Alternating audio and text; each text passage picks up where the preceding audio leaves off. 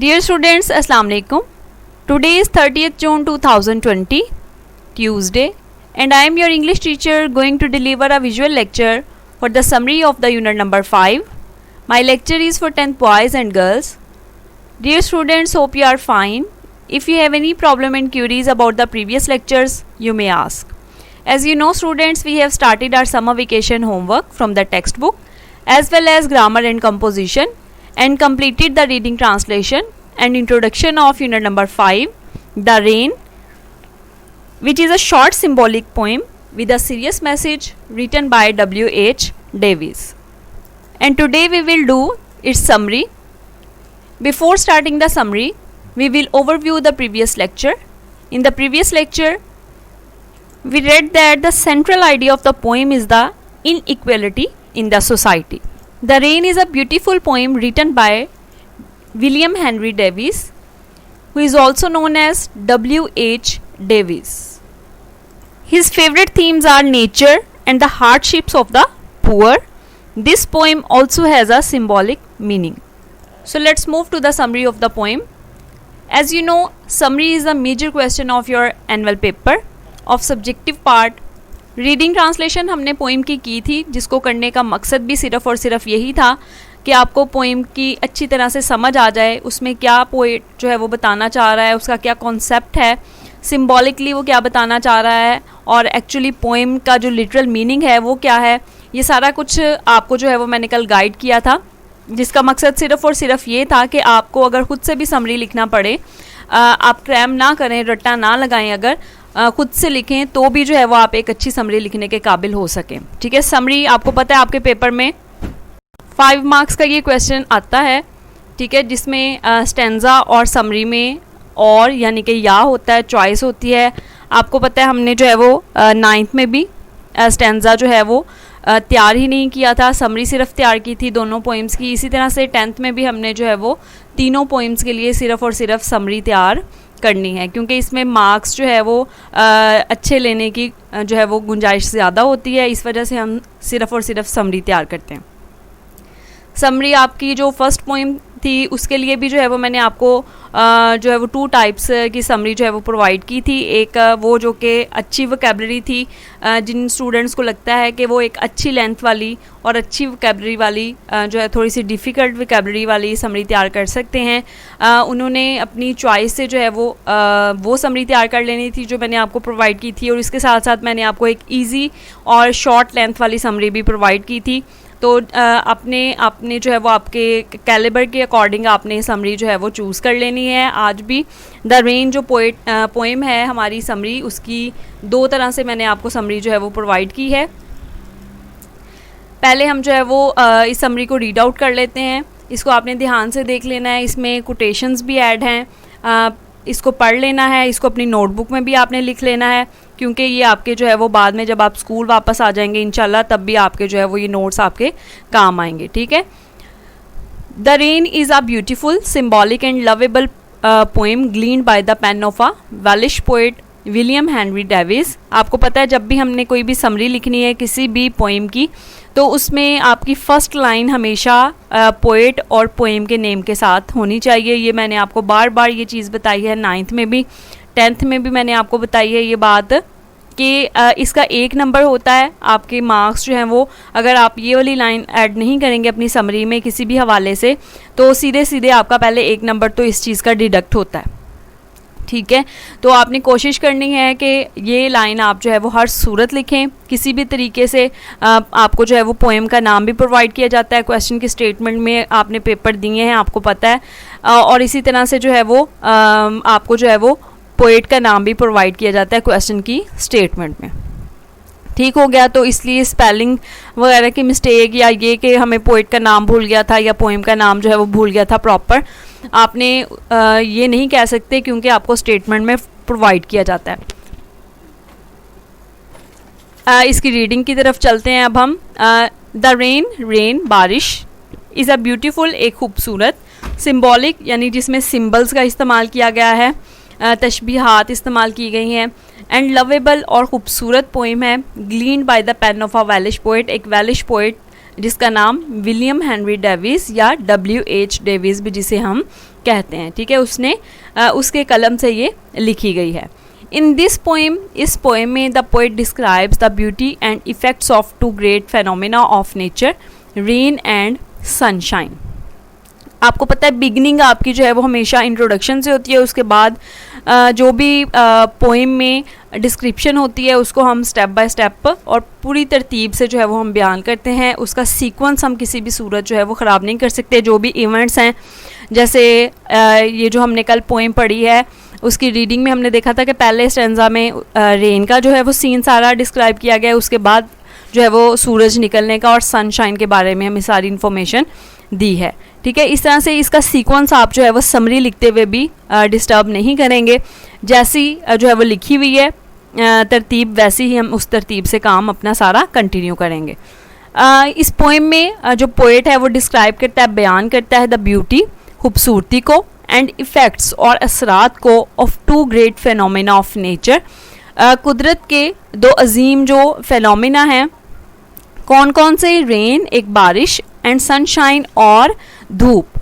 He also portrays the ugly aspect of nature, he also portrays वो जो है वो नक्शाबंदी भी करता है, तस्वीर खींचता है एक the ugly aspect of nature, फितरत के इस बदसूरत पहलू की, with the image of poor man suffering from rain, के जो गरीब आदमी है उसको बारिश की वजह से जिस तरह की परेशानियों का, तकालीफ का सामना करना पड़ता है, उसका भी एक जो है वो उसकी एक तस्वीर खींचता है।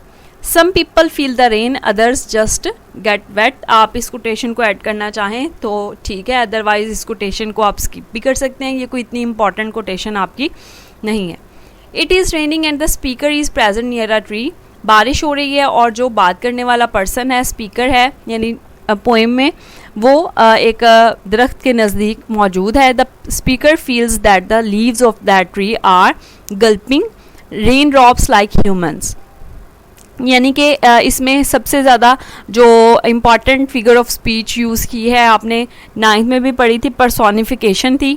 पर्सोनिफिकेशन में यूँ होता है कि कोई भी जो बेजान चीज़ है उसको किसी भी जानदार, ख़ास तौर पे इंसानों की जो खसूसियात हैं, करेक्टरिस्टिक्स हैं, उनमें से किसी एक को दे दी जाती है। फॉर एग्ज़ाम्पल जैसे हमने पोइम की लाइंस में पढ़ा था कि the leaves of the tree are drinking water. अब एक्चुअली तो जो पत्ते हैं वो किसी भी सूरत पानी जो है वो नहीं पी सकते, लेकिन ये एक तरह से जो टेक्निक उसने इस्तेमाल की है पर्सोनिफिकेशन की, जिसमें कि उसने जो पर्सनस हैं यानी ह्यूमन बींग्स हैं उनकी खासियत जो है वो पत्तों के लिए लिख दी है, क्योंकि इंसान पानी पीते हैं, ठीक है, या कोई भी जानदार चीज़ जो है, तो उसने पत्तों को पर्सोनिफाई कर दिया है।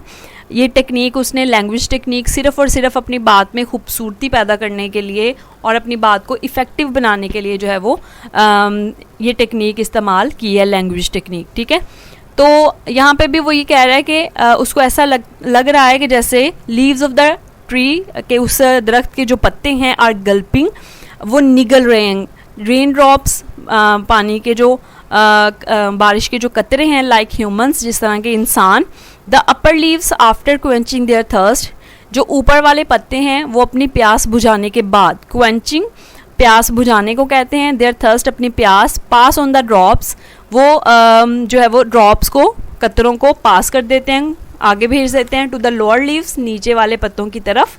The falling of the rain drops on leaves, falling of rain drops, बारिश के जो कतरे हैं उनका गिरना, ऑन लीव्स, पत्तों पर, क्रिएट्स, पैदा करता है, अ स्वीट नॉइस, एक बहुत ही खूबसूरत शोर, यानी एक म्यूज़िक की तरह से वो कहता है, जो कि विच अपील्स टू द स्पीकर, जो कि स्पीकर की तवज्जो अपनी तरफ खींचता है, यानी बात करने वाला यानी poet. When the sun comes out after the rain stops, जब सूरज निकल आता है बारिश रुक जाने के बाद, the sun will fill each dark round drop present on the leaves with its wondrous light। वो कहता है जब सूरज निकल आएगा तो फिर क्या होगा कि वो जितने भी पत्तों के ऊपर पड़े हुए मौजूद ड्रॉप्स हैं जो कि राउंड हैं और डार्क हैं, ये उसने इमेजरी का यूज़ किया है। इमेजेस आपको पता है ये वो लैंग्वेज टेक्निक है इमेजरी जिसमें जो भी राइटर या पोएट होता है वो अपने रीडर्स के माइंड पे इमेजेस क्रिएट करता है उसकी सेंसेस को, 5 सेंसेस को यूज़ करते हुए, ठीक है। तो उसने भी यही काम किया है, यहाँ पे यही टेक्निक यूज़ किया है कि डार्क एंड राउंड ड्रॉप जो कि पत्तों के ऊपर पड़े हुए हैं उनमें एक वंडरस लाइट, एक बहुत ही हैरानकुन खुशनुमा जो रोशनी है वो पैदा कर देगा सूरज। The sight of shining raindrops will be very lovely. वो कहता है कि जो बारिश के कतरे हैं उनके चमकने का जो नज़ारा होगा वो बहुत ही ज़्यादा खूबसूरत होगा। But this scene will only be possible, लेकिन वो कहता है ये सीन, ये नज़ारा सिर्फ तब ही होगा मुमकिन if the sun shines brightly, अगर सूरज जो है वो बहुत ज़्यादा तेज़ी से चमकता है, यानी बहुत ज़्यादा चमकता है। And so the speaker hopes for a bright sun, और इस तरह से जो स्पीकर है यानी पोएट है वो उम्मीद करता है किसके लिए, एक ब्राइट, एक खुशनुमा, एक तेज़ रोशनी वाले सूरज के लिए। After the rain the sun will reappear, this is life. ये कोटेशन आप ज़रूर ऐड करें। इसमें इसका माफूम ये है कि जब बारिश के बाद सूरज दोबारा से निकलता है ये ज़िंदगी है, यानी कि हमने जैसे कि कल बात की थी कि हमेशा एक जैसा वक्त जो है वो नहीं रहता, कभी अच्छा वक्त आता है और कभी बुरा वक्त आता है। तो जिस तरह के हमेशा बारिश नहीं रहती, उसके बाद हमेशा सूरज ज़रूर निकलता है, और हमेशा सूरज ही नहीं रहता, बारिश भी जो है वो अक्सर आती है। ये असल में ज़िंदगी है, यानी उतार चढ़ाव जो वक्तों का है, जो मौसमों का जो बदलना है, ये सारा वो कहता है ज़िंदगी का एक हिस्सा है। ठीक हो गया।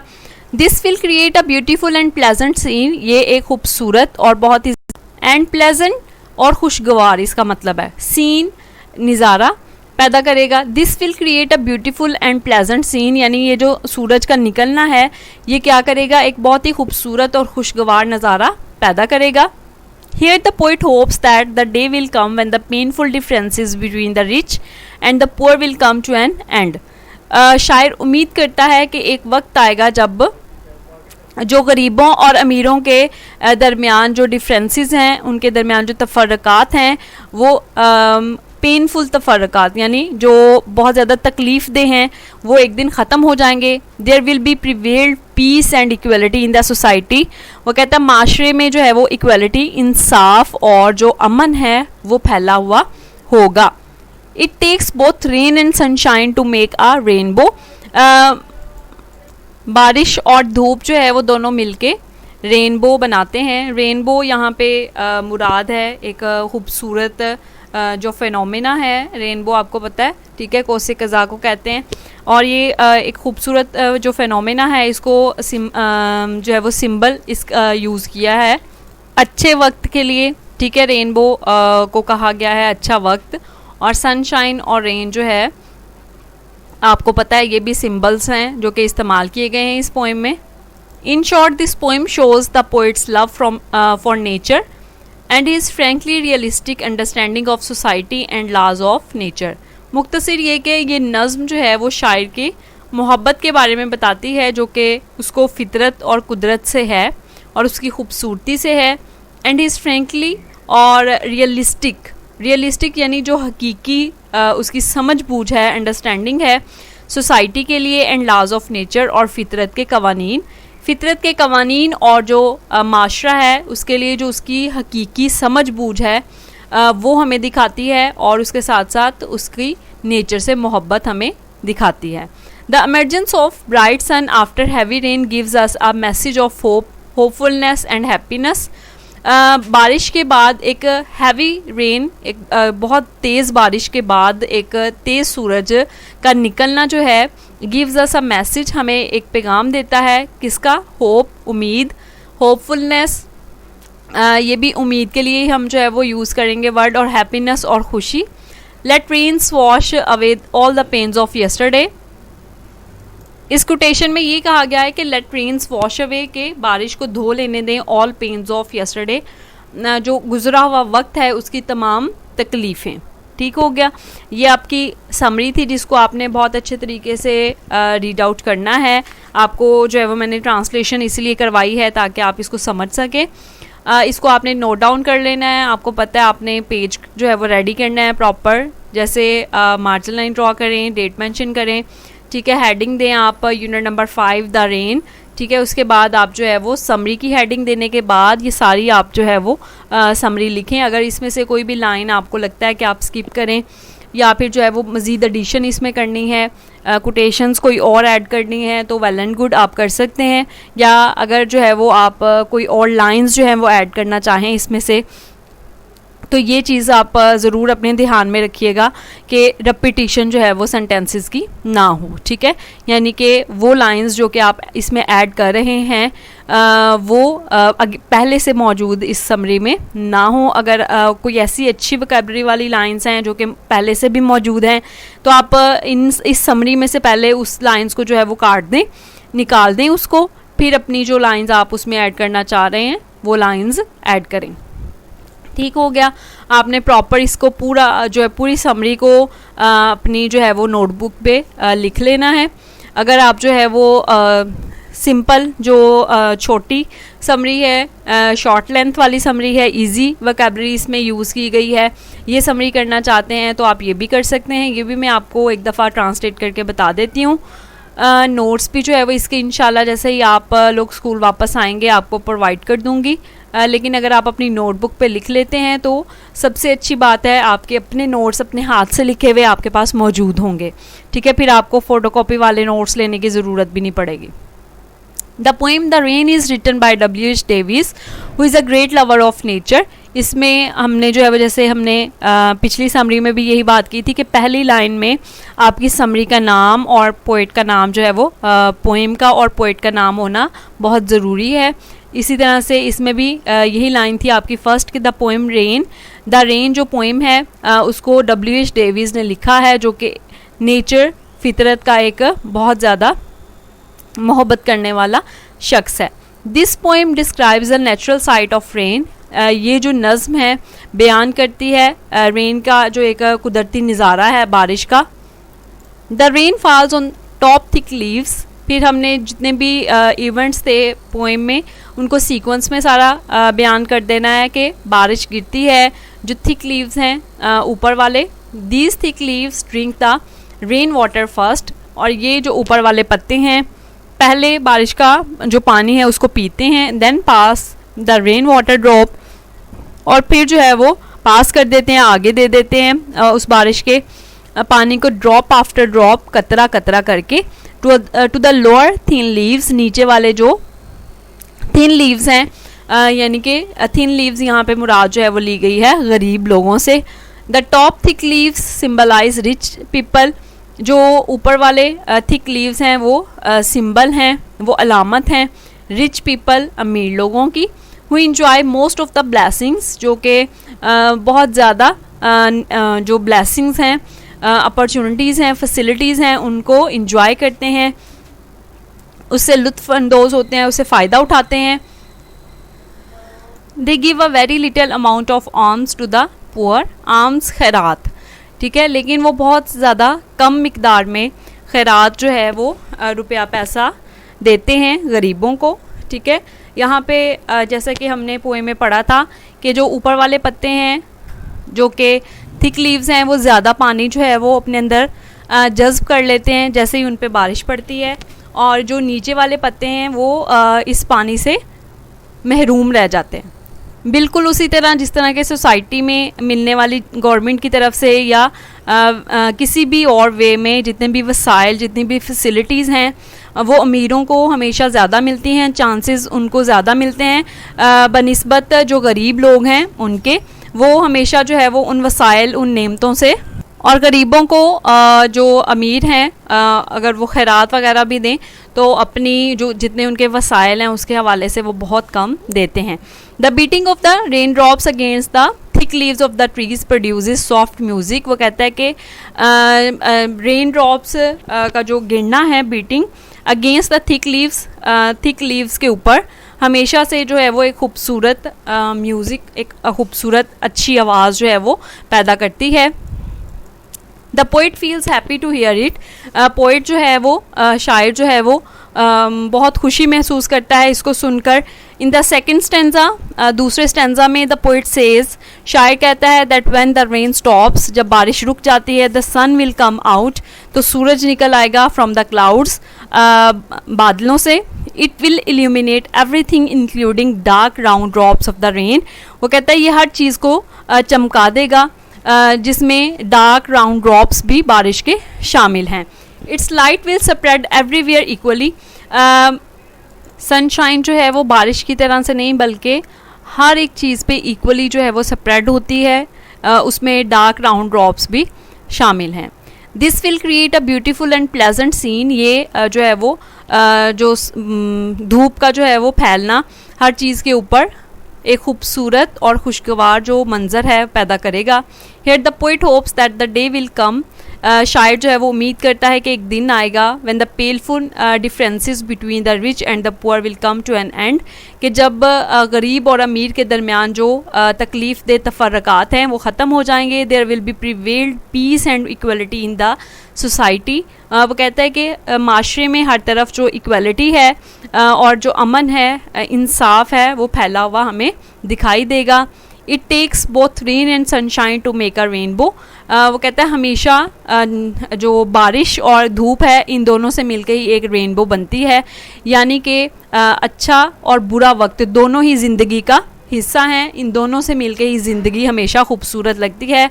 वरना जो है वो एक सकूत तारी हो जाए अगर हमेशा अच्छा वक्त ही रहे या अगर हमेशा जो है वो बुरा वक्त ही रहे. ये अप्स एंड डाउन्स जो हैं वो ज़िंदगी का एक खूबसूरत हिस्सा है. ठीक है, ये समरी थी जिसको आपने बहुत अच्छे तरीके से जो है वो तैयार कर लेना है.